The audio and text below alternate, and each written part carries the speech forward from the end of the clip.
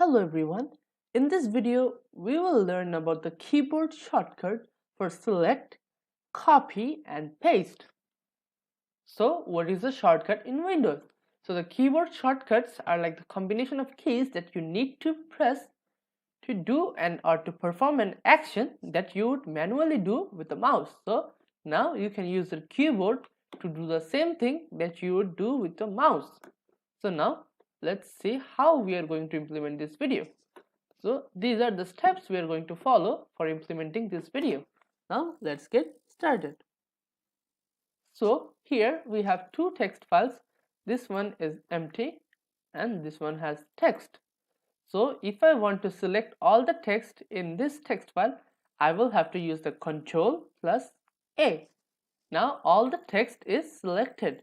Now if I want to copy this text, I will have to press the Ctrl key and the C. Ctrl plus C. If I press them, now the text is copied.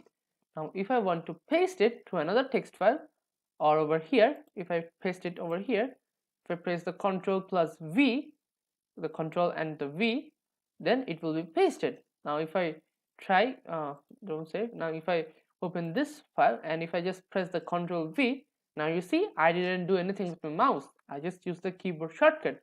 For selecting everything, I use the Ctrl A. For copying this text, I use the Ctrl C, and for pasting this text, I use the Ctrl V. So these are the keyboard shortcuts for select, copy, and paste. Now let's have a look at the summary.